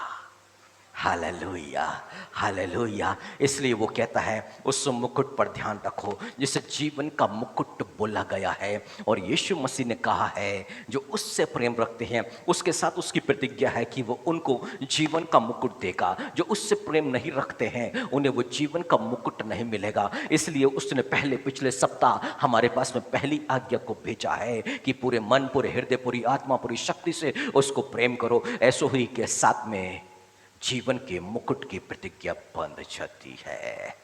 Hallelujah, hallelujah. डर भय आए तो इसका मतलब है जीवन के मुकुट से दूर जा रहे हैं। डर भय आए तो जीवन के मुकुट से दूर जा रहे हैं। तुरंत पहली आज्ञा पर आकर खड़ा होना है, प्रार्थना करना है, प्रभु तू पहली आज्ञा में सिद्ध कर कि पूरे मन, पूरे हृदय, पूरी आत्मा से हम तुझे प्रेम कर सके। हालेलुया। और इस प्रतिज्ञा के साथ में आप बंधे रहेंगे जिनके साथ में जीवन का मुकुट देने की प्रतिज्ञा की गई है। और मालूम है, और यहां पर जब आप जाएंगे तो आगे जैसे बढ़ते जाएंगे वो रोकने वाली वस्तु और उलझाने वाला पाप आपको समझ में आ जाएगा कि कौन सी वस्तु है हमें रोक रही है, कौन सा उलझाने वाला पाप है जो हमें मसीह के जीवन से अलग कर रहा है। और ऐसी सारी बातों को अलग करके आप जीवन की बातों पर आगे बढ़ना शुरू हो जाएंगे। और यही इसीलिए तो परमेश्वर ने अपने पवित्र वचन को भेजा है। पर वो क्या चाहता है कि हम जैसे एक दौड़ने वाला अपने लक्ष्य पर ध्यान रखता है, एक कुश्ती लड़ने वाला अपने लक्ष्य पर ध्यान रखता है, वैसे ही हमारा भी लक्ष्य अनंत जीवन का तो मुकुट होगा। पर दूसरा जो लक्ष्य है ये शरीर है। इस शरीर को नहीं हराया तो वहां नहीं जा सकते हैं, उस मुकुट को प्राप्त नहीं कर सकते। इस शरीर को हरा दिया तो उस मुकुट को प्राप्त किया जा सकता है। Hallelujah, hallelujah. इसका मतलब युद्ध कहाँ है? आत्मा और शरीर के बीच में। इस युद्ध को जीतना है। इसहाक की पत्नी रिबका गर्भवती हो गई। 40 साल में विवाह हुआ इसहाक का। अभी साल दर साल बीतते गए, संतान नहीं हो रही थी। रिबका इसहाक के पास में आई है, उससे बोली है ठीक है। फिर प्रभु से प्रार्थना किए। अभी तो 60 साल का हो चुका है। 20 साल के बाद परमेश्वर ने आशीष दी कि चलो गर्भवती अब संतान को उत्पन्न करेगी। पर कुछ महीने के बाद में उसके गर्भ में हलचल होनी शुरू हो गई। अब रिबका को लगा मैं तो मर जाऊंगी, और यह हलचल बड़ी खतरनाक थी क्योंकि उसके गर्भ में 2 बच्चे थे, जुड़वा बच्चे, याकूब और एसाव। अब ये क्या कर रहे हैं, बहुत लाते चला रहे हैं और वो बड़ी तकलीफ में है। उसको लगता है मैं मर जाऊंगी, मैं मर जाऊंगी। हालेलुया। शरीर में एक नॉर्मल सी बात है ये तो ना, एक नॉर्मल सी बात है। इंसान के शरीर में कुछ होता है तो वो डॉक्टर के पास में भागेगा, सबसे पहले डॉक्टर को दिखाएगा ताकि डायग्नोस हो सके कि क्या किस कारण से ये चीजें हो रही हैं। पर रिबका किसी वैद्य के पास में नहीं गई, वो पहुंची है परमेश्वर के पास में, सीधे परमेश्वर के पास में, और उसने बोला यदि ये हालत रही तो मैं मर जाऊंगी। परमेश्वर ने उससे बोला तेरे गर्भ में 2 वंश हैं, 2 वंश हैं। हालेलुया। अंदर संघर्ष को वो जानना चाहती थी, ये संघर्ष क्यों हो रहा है, ये क्यों हो रहा है। हम में से कितने ऐसे हैं जब मन में भय आ जाए, दिल में घबराहट, बेचैनी शुरू हो जाए, सीधे परमेश्वर के पास में जाकर के बैठे, उससे बोले प्रभु ये क्यों क्यों। रिबका सीधे परमेश्वर के पास में बैठी, दुहाई देने लगी कि मैं मर जाऊंगी, इस तकलीफ को मैं सह नहीं सकती हूं, तू मुझे बता। परमेश्वर ने बोली 2 जाति है, 2 राज्य है, ये एक बड़ा वाला और छोटा वाला बड़े पे प्रभुता करेगा। उसने परमेश्वर की इच्छा को जानी और जीवन के अंदर में, शरीर के अंदर में हो रहे संघर्ष को भी उसने पहचाना और सुकून के साथ में आगे बढ़ी है। और जब आगे डिसीजन लेना है, बड़े हियाव के साथ में डिसीजन लेती है, याकूब को आशीष के लिए, पिता से आशीष के लिए आगे कर देती है। हालेलुया। उसने अपने आप पे संयम रखा, क्योंकि बड़े बेटे के लिए प्रेम होता है ना, सारी वस्तुओं का वारिस वही होता है ना। उस समय तो सारा घराना एक साथ रहा करता था। यदि पिता का व्यवसाय है तो बड़ा बेटा संभालेगा, बाकी सब उसके अधीन में रहेंगे, बच्चों के समान ना। परंतु उस मां ने अपने आप पर संयम रखा, अपनी इच्छा पर संयम रखा, और क्या किया, छोटे बेटे को आगे बढ़ाया, क्योंकि वो परमेश्वर की इच्छा को जानती थी। Hallelujah, hallelujah. जो व्यक्ति संयमी होता है वही परमेश्वर की इच्छा को जान सकता है और समझ सकता है। और संयम जो है पवित्र आत्मा का एक फल है। हालेलुया। पर बाइबल कहती है मांगोगे तो तुम्हें दिया जाएगा। मनुष्य मांगता है संसार की हर एक चीजों को, पर मांगना वो चाहिए जो परमेश्वर की इच्छा के अनुसार है। और इसलिए पहले यूहन्ना में लिखा है यदि तुम परमेश्वर की इच्छा के अनुसार कुछ मांगते हो तो वो तुम्हें मिलता है। हालेलुया। और पवित्र आत्मा के फलों से हम लदे रहे, ये परमेश्वर की इच्छा है। और जब हम इसको मांगेंगे तब वो हमें देगा। और क्या देगा, संयम का फल। उसी का एक फल है विश्वास योग्यता, यानी कि ईमानदारी। और बाइबल ऐसा कहती है कि तुम परीक्षा से खरा, यानी कि ईमानदार, यानी कि विश्वास योग्य निकल करके उस जीवन के मुकुट को प्राप्त करो। और विश्वास योग्यता यानी कि फेथफुल, ये भी पवित्र आत्मा का फल है जो मांगने से मिलता है। Hallelujah, hallelujah, hallelujah. हमें ईमानदार होना चाहिए, परमेश्वर के प्रति विश्वास योग्य होना चाहिए, यानी कि परमेश्वर ने हमें जो दिया है काम उसको हमें पूरा करना चाहिए। इसी को विश्वास योग्यता बोली जाती है।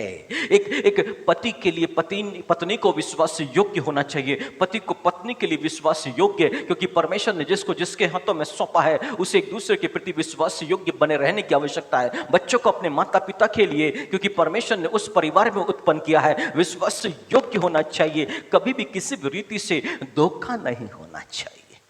Hallelujah, hallelujah. जब हम परमेश्वर के प्रति विश्वास योग्य होते हैं, फेथफुल होते हैं, तब हम सारे रिश्तों में भी विश्वास योग्य होना शुरू हो जाते हैं। और इसलिए तो वो चाहता है जब पवित्र आत्मा के फलों से हम परिपूर्ण हो जाएंगे, ये विश्वास योग्यता, ये ईमानदारी या संयम का फल या प्रेम का फल, यही तो मांग बाइबल कर रही है। परीक्षा आ रही है ईमानदार यानी कि विश्वास योग्य बनाने के लिए। Hallelujah, hallelujah. परमेश्वर के प्रति विश्वास योग्य बनने के लिए। हालेलुया। गवाही दे सकता हूं। हालेलुया। वैशाली, हालेलुया। ये हमारे बीच में बेटी वैशाली है। अंत में गवाही देना था पर बात ऐसी आ गई है, इसकी मैं गवाही देना चाहता हूं। ये पहले गौरीघाट रोड के पास में रहा करती थी, हम लोग वहां पर इसके घर में मीटिंग के लिए जाया करते थे। परंतु अब समय ऐसा आया है कि ये कभी संगति नहीं कर पाई। हाँ, पर ठीक है, मन तो बड़ा बेचारी का अशांत रहता था। पर अब कुछ समय से परमेश्वर ने इसे एक बेटे की आशीष दी है, अब ये पीछे ही रहते हैं। परंतु अब जब इसने प्रभु के दास का कहना माना, आज्ञा को माना कि अब चर्च आना कितना ज़रूरी है, और ये फिर चर्च में आना शुरू करती है। और तब ये गवाही देती है, ये बच्ची फ़ोन करती है कि पास्टर साहब अब मन पे बड़ी शांति आ रही है। एक सप्ताह ये सब नहीं आई होगी तो मन बेचैन हुआ होगा, तब फिर फ़ोन पर बात हुई, तब इसने अपनी स्थिति को बताया। परंतु पिछले सप्ताह इसने दूसरी आज्ञा को सीखी और उस दूसरी आज्ञा को इसने यहाँ पर आकर के पूरी किया। हालेलुया। और परसों इसके लिए बहुत बड़ी गवाही है। हालेलुया। जो सोचते नहीं है वो परमेश्वर करता है। 2 या 3 दिन हुआ है, इसने वो बलेनो का टॉप मॉडल जो 10 लाख रुपए का है लेकर के घर पर आ गई है। अब इसके मन में शांति तो बढ़ रही है, परमेश्वर के नज़दीकी में बढ़ रही है, एक एक आज्ञा पर आगे बढ़ रही है। पर वैसे क्या हो रहा है, इसके मन पर शांति भी आ रहा है, आनंद भी आ रहा है, उत्साह भी आ रहा है, और जीवन पर एक नई उम्मीदों को ये बच्ची देखते चले जा रही है। हालेलुया। तो परमेश्वर कहां पर इसकी अगुवाई कर रहा है? जीवन के मार्ग पर, जीवन का मुकुट देने के लिए। पर कब शांति आ रही है, कब आनंद आ रहा है? अब इसके लिए बड़ा आनंद का है। अभी ये बच्ची रेगुलर चर्च पे होती है। क्यों? क्योंकि इसने परमेश्वर को अनुभव कर लिया है, और हर बार ये कुछ ना कुछ यहां से लेकर के जाती है और उसको ये पालन कर रही है। क्यों? क्योंकि जब ये पहले जरूर चर्च में जाया करती थी, परंतु कोई ऐसा व्यक्ति नहीं मिला था जो एक सच्चा मार्ग इसको दिखा दे, परमेश्वर की सच्ची आज्ञाओं को दिखा दे, ताकि ये आशीषित हो सके। परंतु अब कुछ समय में इसने परमेश्वर की आज्ञा को, इसने कहा कि हमें नहीं मालूम था ये सारी बातें, और जब इसने जाना है और जानने में इसने ना उसके बाद देरी नहीं करी उस आज्ञा पर चलने के लिए। हालेलुया। उस आज्ञा पे चलने के लिए इसने देरी नहीं की, और परमेश्वर ने आशीष देने में भी फिर देरी नहीं करी। Hallelujah, hallelujah, hallelujah. हमारा एक ऐसा परमेश्वर है कि हमें ऐसे मार्ग पे लेके आता है जहां पर हमें वो विश्वास योग्य करे, मतलब अपनी आज्ञाओं पर वो हमें चलाना शुरू कर दे। और इस बच्ची ने उसी आज्ञा को एक एक करके सीखना शुरू कर दिया है, और अब जीवन पर एक बड़ी आशीषों को, परमेश्वर के अद्भुत कार्यों को देख रहे हैं। और परमेश्वर ने एक बेटा, बड़ा सुंदर सा बेटा भी इसे दे रखा है। हालेलुया। परंतु आज्ञा मानने से पहले हम जब ये घर पर जाया करते, हमने इसको देखा है कि ये परमेश्वर के दासों को खाली हाथ वापस नहीं, जो भी दास आ रहा सबको देना, सबको देना, सबको देना। खाने बनाने में तो एक्सपर्ट है भाई, 10 से 15 मिनट और खाना बनाने के बिल्कुल तैयार, परोसने के लिए बिल्कुल तैयार बैठती है हर समय। पर फिर भी उस समय आशीषें नहीं थी। हालेलुया। परमेश्वर का दास का सम्मान था, पास में जो भी पैसा है देना, खाली हाथ नहीं। मैंने तो ये तक देखा है कि परमेश्वर के दासों के बच्चे भी हैं तो उनके हाथ में भी उसने वो पैसों को पकड़वाया है। हालेलुया। परंतु फिर भी परमेश्वर की वो शांति, वो आनंद जीवन पर नहीं था। हालेलुया। हम सांसारिक रीति से कुछ भी करते हैं मेरे प्रिय भाइयों बहनों, वो आशीष का कारण नहीं हो सकता है। परमेश्वर की आज्ञा का पालन करना आशीष का कारण होता है। Hallelujah, hallelujah. और इसने अब उसे पाना शुरू कर दिया है, अब वो प्राप्त कर रही है। अब एक लाइफ, एक अलग दृष्टिकोण हो गया है लाइफ के प्रति। अब जो एक छोटी सोच होगी, कहीं में एक छोटे विचार होंगे, हम ये नहीं कर पाएंगे, ये नहीं कर पाएंगे, अब एक ऐसी जगह परमेश्वर ने लाके खड़ा कर दिया कि अब सब कुछ कर सकते हैं। Hallelujah, hallelujah. परमेश्वर ने उस अनंत जीवन के मार्ग में बढ़ते समय, उस मुकुट को प्राप्त करने के आगे बढ़ते समय, परमेश्वर ने एक ऐसा विश्वास दे दिया है कि जीवन की तमाम दुख और तकलीफें अब इसकी दृष्टि में क्या हो जाएंगी? छोटी हो जाएंगी। हालेलुया। वो सब कदमों के तले होंगे। यह एक ऐसा ही हमारा परमेश्वर है, जब हम उसकी आज्ञा को मानना शुरू करते हैं, कुछ ऐसे ही वो हमको आशीषित करता है। हालेलुया। पर ये पौलुस जो है गलातियों को जब लिख रहा है, तो ये लिख रहा है कि शरीर आत्मा के विरोध में और आत्मा शरीर दोनों एक दूसरे के विरुद्ध में कार्य करते हैं। और इसलिए ये जो संघर्ष है इस संसार में रहते समय, ये सब शरीर के कार्यों का दमन करना। जब भी शरीर कुछ लालसा करे, इसकी अभिलाषा जागे, आत्मा, पवित्र आत्मा की सहायता से उस शरीर की इच्छाओं को दमन करना होगा। और जो व्यक्ति शरीर की इच्छाओं को दमन नहीं कर पाएगा पवित्र आत्मा की सहायता से, वो जीवन के मुकुट को प्राप्त नहीं कर पाएगा। हालेलुया। ये परिश्रम व्यर्थ हो जाएगा, ये चर्च में आना, बाइबल को पढ़ना, बाइबल को सीखना, उसकी कुछ आज्ञाओं को मानना और कभी विश्वास से गिर गए, ये सारा परिश्रम व्यर्थ। इसको व्यर्थ नहीं, जो काम को पूरा किए हैं उसको और आगे बढ़ते चले, विश्वास पर बने रहें और प्रेम पर बने रहें, और तब जा करके वहां पर जीवन का मुकुट मिलेगा। यही बातें बाइबल हमें सिखाती है कि जो परीक्षा में स्थिर रहता है, क्योंकि वह खरा यानी कि विश्वास योग्य निकल कर जीवन का वह मुकुट पाएगा जिसकी प्रतिज्ञा प्रभु ने अपने प्रेम करने वालों से की है। Hallelujah, hallelujah. मेरे प्रिय भाई और बहनों, किसके साथ में प्रतिज्ञा है? जो परमेश्वर से, प्रभु यीशु मसीह से प्रेम रखते हैं। हालेलुया। वो प्रेम अपनी भलाई नहीं चाहता है। किसकी भलाई चाहता है? प्रभु की भलाई। हालेलुया। मतलब प्रभु को जो भा रहा है हमें वो करना है। हालेलुया। प्रेम, बुराई, कभी भी जीवन में दुख और तकलीफ है उसके लिए परमेश्वर की निंदा ना करें। हालेलुया। कुछ भी हो जाए उसको कुछ नहीं बोलना, वो सच्चा है, जो कुछ करेगा वो हमारे बेहतर के लिए करेगा। हे प्रभु, मैंने कौन सा गुनाह किया कि तूने ऐसा होने दिया? ये निंदा है उसकी। प्रेम निंदा नहीं करता है। हालेलुया। प्रेम अनरीति नहीं चलता है, संसार के रीति रिवाज तमाम तरह की बातों को नहीं। प्रेम सत्य से पहली आज्ञा पर है। आप बाइबल से प्रसन्न होंगे, उसके वचन पर ध्यान करेंगे। हालेलुया। प्रेम सब बातों की आशा करता है। बाइबल जो दिखा रही है, जो उम्मीदें प्रकट करती है, सब बातों की आशा। इसमें जो कुछ लिखा हुआ है सब बातों पर विश्वास, ये प्रेम का प्रमाण है। इस पर लिखी हुई बात, प्रेम सब बातों को सहता है। यदि परमेश्वर ने ताड़ना भी किया तो सहना। हालेलुया। क्योंकि वो हमारी भलाई के लिए है। ये वास्तव में ये वाला प्रेम है परमेश्वर के साथ में, और ऐसे ही लोगों के साथ में परमेश्वर की प्रतिज्ञा है जीवन के मुकुट की। Hallelujah, hallelujah. युदस के समान नहीं बनना है हमें मेरे प्रिय भाई और बहनों। प्रभु यीशु मसीह ने डांट लगा दी, अरे कंगाल तो तुम्हारे साथ सदैव रहेंगे, मैं तो नहीं रहूंगा। और जो कुछ इस स्त्री मरियम ने किया है मेरे भले के लिए, मेरे गाड़े जाने के लिए किया है। अब युदस को बुरा लग गया कि मैंने बोला था इसको बेच करके कंगालों को दे देते 200-300 दिनार में, अब प्रभु मुझे लेक्चर सुना रहा है। बुरा लग गया क्योंकि वो यीशु से प्रेम नहीं करता था, और जाके 30 चांदी के सिक्के सीधे वहां पे पहुंचा है यरूशलेम मंदिर में, और वहां पर 30 चांदी के सिक्के में मैं पकड़वा दूंगा अब इसको। Hallelujah, hallelujah. क्यों?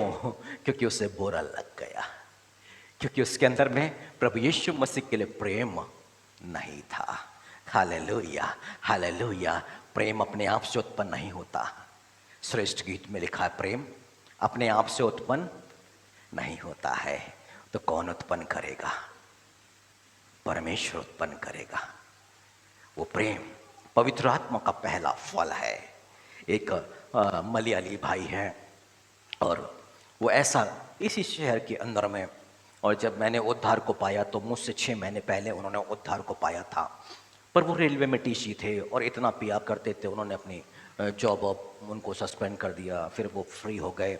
अब पीते खाते, वाइफ भी उनको छोड़ के चले गई, कभी किसी नाले में कभी किसी नाले में, और मैक्सिमम वो नागराज चौक के आसपास के नालों में गिरे पड़े होते।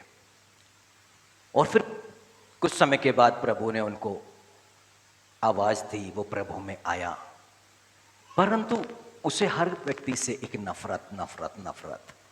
प्रभु में तो आया, प्रचार तो करता है, पर लोगों के साथ में उसके रिश्ते अच्छे नहीं थे। और एक समय में वो केरल गया और केरल से लौट रहा था, और जब लौट रहा था तो प्रभु ने उसकी माँ का चेहरा उससे दिखाया और बोला तू अपनी माँ से प्रेम नहीं करता है। और वो उस समय टूटा, और प्रभु से उसने प्रार्थना किया कि प्रभु मेरी माँ के प्रति मेरे मन में तू प्रेम को उत्पन्न कर दे। और प्रभु ने उसकी प्रार्थना को सुना, और प्रभु ने उस प्रेम को उत्पन्न किया। मैं बताना चाहता हूँ, जब तक मांगेंगे नहीं तब तक मिलता नहीं है। उसने प्रेम को मांगा, प्रभु ने प्रेम को दिया। और एक दिन ऐसा हुआ कि हम तैयब अली पेट्रोल पंप के पास में मुलाकात हो गई। हम खड़े होकर के आपस में बातें कर रहे थे। आधा घंटा, पौन घंटा, 1 घंटा, 1.5 घंटा, 2 घंटा वो मेरी गवाही को सुनता चला गया और बड़ा अच्छा लग रहा था उसको। और करीब 2 घंटा, उस 2 घंटे के अंदर में करीब 70-80 बार उनकी मम्मी का कॉल आ चुका था, बेटा जल्दी घर आ, बेटा जल्दी। और वो बिल्कुल भी नहीं चिड़चिड़ा रहा था और उतना ही आनंद से वो फ़ोन को उठाता, अटेंड करता, बस मम्मी अभी आ रहा हूँ, ये ब्रदर मिल गए हैं, बहुत अभिषेक थे, मैं बात कर रहा हूँ, आ रहा हूँ। 70-80 बार कॉल किया होगा और उन्हें हर बार वो जवाब देते गया, पर उसने अपनी माँ के ऊपर में क्रोध नहीं किया और चिड़चिड़ाया नहीं। Hallelujah, hallelujah. ये था सच्चा प्रेम। जब प्रभु ने डाला तब उसकी सोचने की शक्ति सही हो गई जो बिगड़ी हुई थी। और मैंने उससे सवाल किया, यार मैंने कहा ये तो कोई भी इरिटेट हो सकता है, हम थोड़ी बात करते हैं उनका कॉल आता, थोड़ी बात करते कॉल आता है।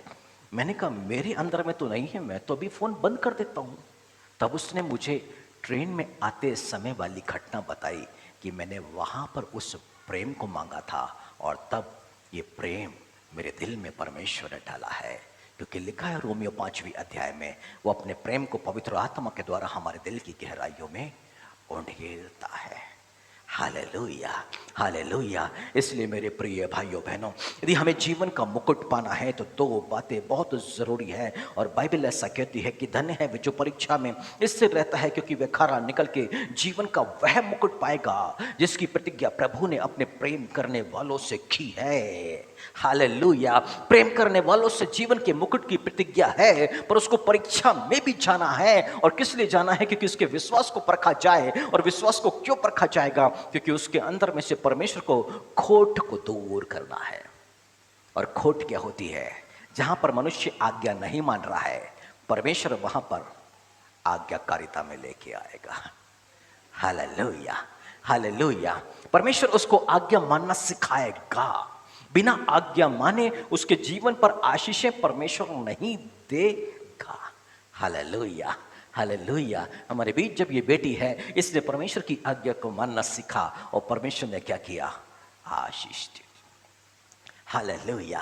परमेश्वर देना चाहता, बहुतायत से देना चाहता है, परंतु वो क्या चाहता है? उसकी आज्ञाकारिता में आ जाए। वो जो चाहता है वैसे हो जाए और जो भी खोट मनुष्य के अंदर में है वो दूर हो जाए। और ऐसे करते करते मनुष्य उस स्थान पर पहुंच जाएगा जहां पर वो जीवन के मुकुट को प्राप्त कर सकता है। अब इसलिए पौलुस कहता है, मैं अच्छी कुश्ती लड़ चुका। कैसी कुश्ती? कि अपने देह को मारता और कूटता और वश में लाता हूं। अच्छी कुश्ती लड़ चुका और मैंने अपनी दौड़ को पूरी कर ली है। अब मुझे वो धर्म का मुकुट देगा, बल्कि मुझे ही नहीं, उन सबको वो धर्म का मुकुट देगा जो उसके इस पवित्र वचन, इस दौड़ में शामिल है, उससे प्रेम करते हैं, उस पर विश्वास को बना के रखा है। वो सब उस धर्म के मुकुट को, यानी कि जीवन के मुकुट को प्राप्त करने पाएंगे। Hallelujah, hallelujah. एक अंतिम आयत फिर हम लोग आराधना प्रकाशित वाक्य की किताब में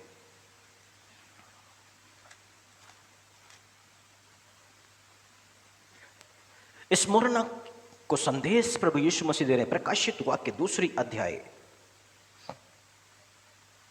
और उसकी 8 से मैं पढ़ता हूं।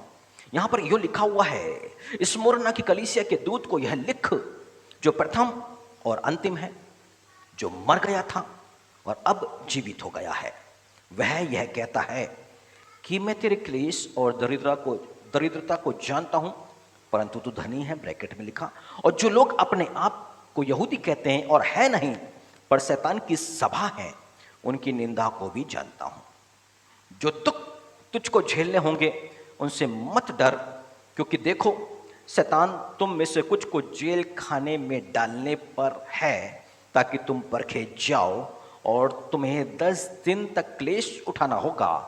प्राण देने तक विश्वासी रहे तो मैं तुझे जीवन का मुकुट दूंगा। तो मैं कब तक विश्वासी? प्राण देने तक।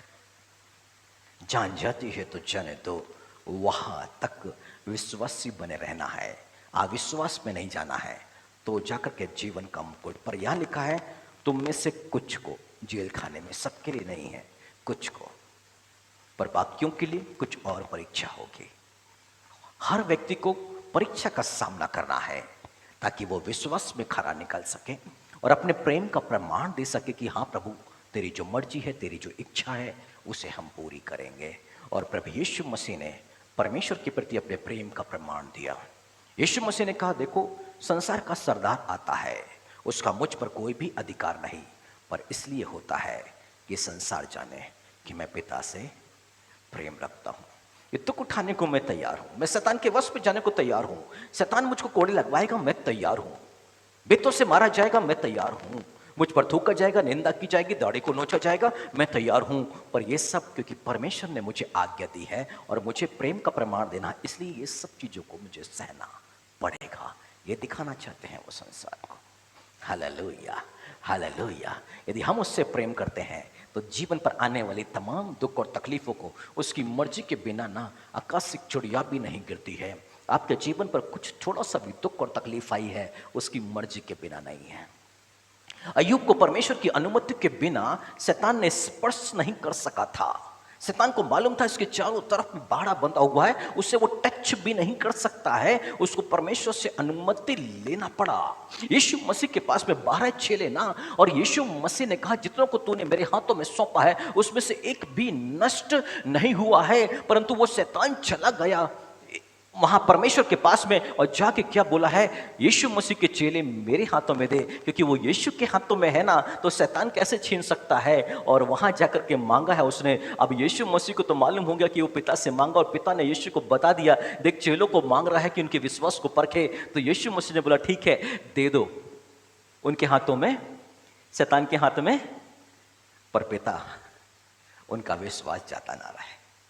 Hallelujah, hallelujah. परमेश्वर की इच्छा के बिना कुछ भी नहीं होता है। छोटी छोटी भी चीजें हो रही है ना, वो परमेश्वर की ओर से है। उसको वो शैतान को अनुमति जरूर मिली होगी, पर हमारे फायदे के लिए है, हमारे लाभ के लिए है। और तुरंत हम परमेश्वर के पास में डर और भय में नहीं आना है, दूर नहीं भागना है, परमेश्वर के पास में जाना है कि मेरे जीवन पर ये घटना घटी है, प्रभु जी कारण बता दे, ताकि उस बुरे कारण को मैं दूर करके तेरी जो इच्छा है उसे मैं पूरी करूं और मैं आशीषित हो जाऊं। परिस्थितियां अपने आप बदल जाएंगी। कितनी भी बिगड़ी हुई परिस्थिति क्यों ना हो, परमेश्वर उसको सुधार कर देगा, क्योंकि लिखा है सीधे को टेढ़ा और टेढ़े को सीधा वो करे तो कौन उसको बिगाड़ सकता है फिर। Hallelujah, hallelujah. आपके जीवन पर बहुत से टेढ़ा मेढ़ा है मेरे प्रिय भाई और बहनों, बहुत कुछ टेढ़ा मेढ़ा है, पर वो सीधा करना चाहता है। हालेलुया। और इसलिए वो बताना चाहता है जीवन पर परीक्षा है तो आपके टेढ़े को सीधा करने के लिए है। हालेलुया। वो कुछ अच्छा करना चाहता है आपके लिए। तो आइए आज आराधना में हम लोग खड़े हो जाएं, अपने टेढ़े भाग को परमेश्वर के हाथों में सौंप दें और कहें, प्रभु जी जीवन का मुकुट, जीवन का मुकुट प्रभु जी हम तेरे हाथों में हैं, तो हमें संभाल मेरे प्रभु जी, और हमें प्रेम में सिद्ध कर दे, विश्वास में सिद्ध कर दे प्रभु जी, ताकि प्रभु जी हम अपने भाग पर खड़े हो सकें, अपने मुकुट को प्राप्त कर सके, गंभीर हो जाए इस पल में, अपनी आंखों को हम बंद कर लें। हालेलुया। धन्यवाद मेरे प्रभु जी। हालेलुया। राज्यों के राजा। Hallelujah, hallelujah.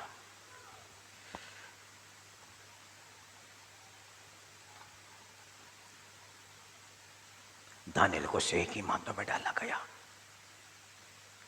उसकी परीक्षा थी, वो नहीं घबराया, पर परीक्षा में प्रभु साथ था। दानिएल के 3 मित्रों को आग में डाला गया, वो परीक्षा थी, पर वो तीनों नहीं घबराए, और इसलिए प्रभु उनके साथ में था। अब्राहम, इसहाक और याकूब उस प्रतिज्ञा के देश को पाने के लिए तंबू गाड़ गाड़ के जगह जगह फिरते रहे। उनको डर था कि उनकी पत्नी को कोई ले जाएगा, इनको मार डालेगा, पर फिर भी हिम्मत नहीं हारी, और ऐसा हुआ भी। उनको युद्ध भी करना पड़ा, पर वो अपने जीवन पर वापस नहीं लौटे, समस्याओं का सामना कर रहे थे, क्योंकि उनकी दृष्टि परमेश्वर की प्रतिज्ञा पे लगी थी, और वो प्रतिज्ञा उनके लिए नहीं थी, उनके वंशज के लिए थी। पर फिर भी वो परमेश्वर का विश्वास से बिना गिरे अनुसरण करते गए। अपने भी जीवन की परिस्थितियों को रखते हैं सामने आज, बोले प्रभु आपकी इच्छा को हम स्वीकारते हैं। यह हमारी परीक्षा है, हमें इस खोट को दूर करने के लिए है। आज सहायता करो प्रभु जी, सहायता चाहिए प्रभु जी, हम पर दया कर दो, हम पर दया कर दो प्रभु जी। जिन्होंने उसके सम्मुख में आके दुहाई दी, ये दाऊद की संतान हम पर दया कर, वो तरस खाया, काना के विवाह हो चुके उसने अपनी महिमा को प्रकट किया। बाइबल ऐसा बताती है कि ये समस्त पृथ्वी परमेश्वर के महिमा के ज्ञान से परिपूर्ण हो जाएगी। और काना के विवाह भोज में उसने महिमा को प्रकट किया, पानी को दाखरस में।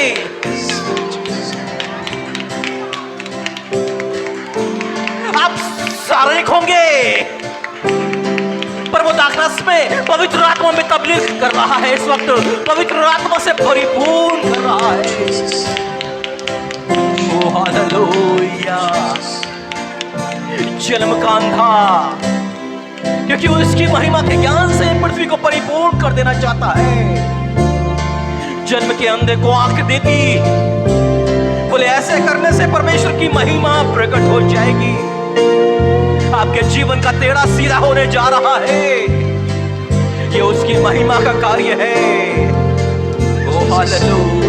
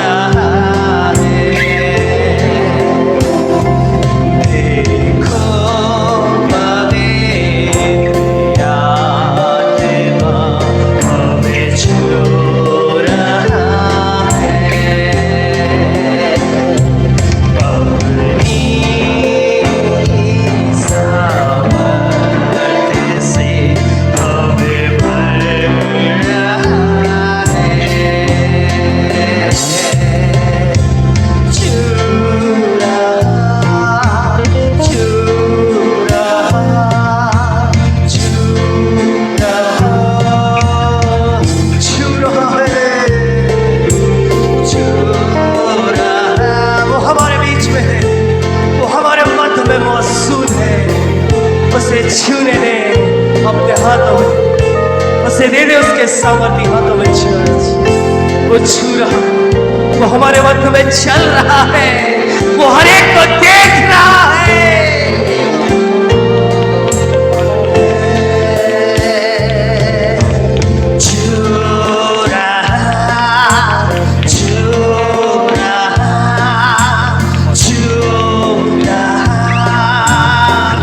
आज आपकी परिस्थितियों को छू रहा है। आज जिस भी बात को लेकर आज आप यहाँ मौजूद हैं, वो कैसी भी बाधाएं हो, वो कैसी भी समस्याएं क्यों ना हो, वो आज छू रहा है, वो आज छू रहा है चर्च।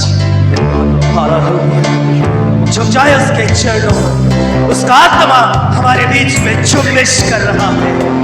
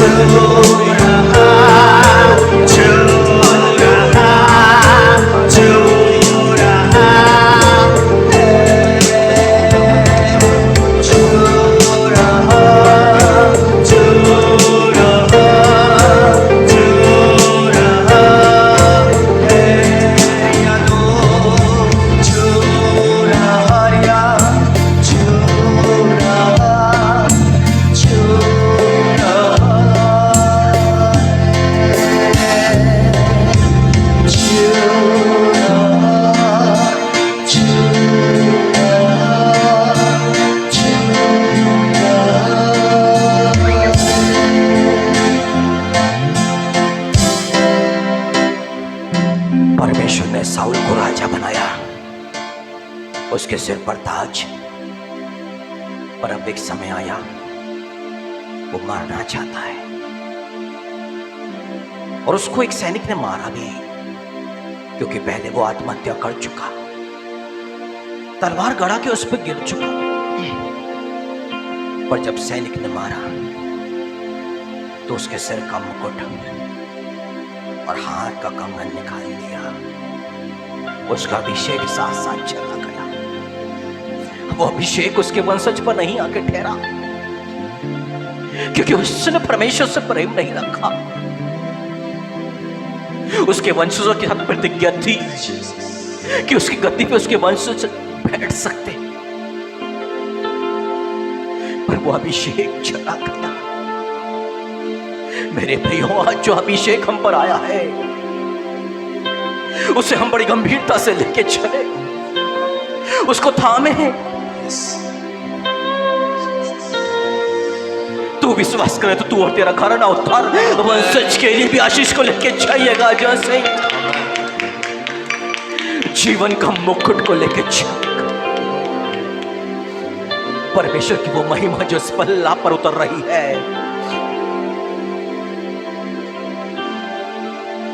वो कार्यों से नजर आएगी।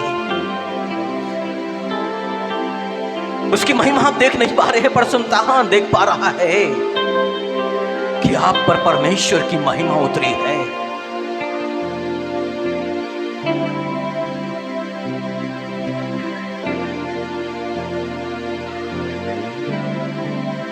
आपका नाम जीवन की किताब और आपके लिए जीवन का मुकुट तैयार, और आपके लिए नवीन यरूशलेम भी तैयार रखा हुआ है।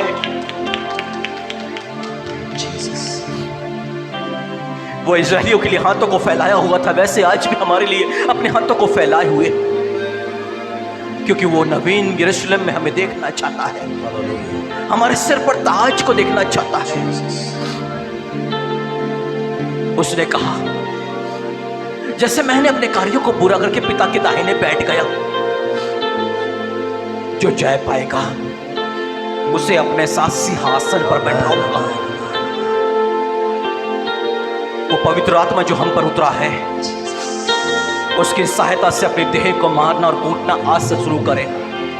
इस देह को अपने वश पे लाके रखें। इसको अभिलाषों के अधीन जाने मत दीजिए, लालसाओं के अधीन जाने मत दीजिएगा। ये लालसा तो बहुत करेगा, पर इसको रोकिए आत्मा की सामर्थ्य से। ये शरीर को कमजोर कर दीजिए, आत्मा को बलवंत होने दीजिए। वो पवित्र आत्मा जो आज आप पर उतरा है, आपकी सहायता करेगा। धन्यवाद प्रभु यीशु मसीह, आपका धन्यवाद करते प्रभु जी, आपकी दया के लिए धन्यवाद प्रभु जी, महान भेद को प्रकट करने के लिए धन्यवाद यीशु मसीह। हालेलुया। हमारे तो चित्त में ये बात कभी ना आई जो बातों को आज आपने हम पर प्रकट किया प्रभु जी। दिल की गहराइयों से हम धन्यवाद करते हैं प्रभु जी, आपने हम पर दया की प्रभु यीशु मसीह। हम आपकी दया के लिए आपका धन्यवाद करते हैं प्रभु जी। हम आपके चित्त में हैं, आपके मन में है, उस मूसा की तरह हम आपका धन्यवाद करते हैं। हमारा नाम आपके चित्त में बसा हुआ है, हम आपका धन्यवाद करते हैं। हमारा नाम जीवन की किताब में लिखा है, हम आपका धन्यवाद करते हैं प्रभु जी। आप हमें नाम लेकर के बुलाते हैं, इसके लिए प्रभु यीशु मसीह हम आपका धन्यवाद करते हैं। जब हम नदी में होकर चलते हैं तो आप हमारा साथ नहीं छोड़ते, इसके लिए हम आपका धन्यवाद करते हैं। जब हम आगे में जाते हैं आप हमारा साथ नहीं छोड़ते, इसके लिए हम आपका धन्यवाद करते हैं। ये शांति के राजकुमार, हमारे मनों में जो शांति है हम उसके लिए धन्यवाद करते हैं। अपने आनंद में सहभागी करने वाले यीशु मसीह, मेरे दिल पे जो आनंद है हम उसके लिए धन्यवाद करते हैं। मृत्यु पर विजय को प्राप्त करके, मृत्यु पर विजय को प्राप्त करके जीवन रखने वाले प्रभु जी, आपने अपना जीवन हमें दे दिया, इसके लिए हम आपका धन्यवाद करते हैं।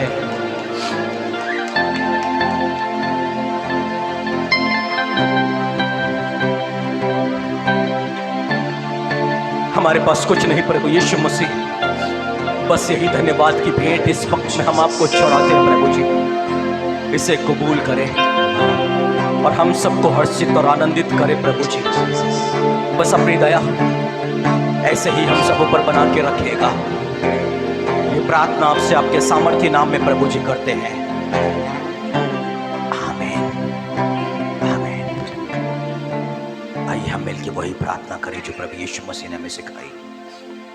हे हमारे पिता, आप जो स्वर्ग में है, आपका नाम पवित्र माना जाए, आपका राज्य आए, आपकी इच्छा जैसे स्वर्ग में पूरी होती है वैसा ही इस पृथ्वी पर भी पूरी हो।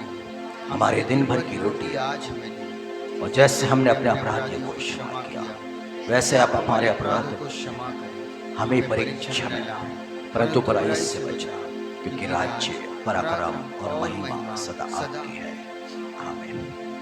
अब हमारे पिता परमेश्वर का प्रेम, प्रभु यीशु मसीह का अनुग्रह, पवित्र आत्मा की सहभागिता आप सभी के साथ में युगान युग तक होती रहे।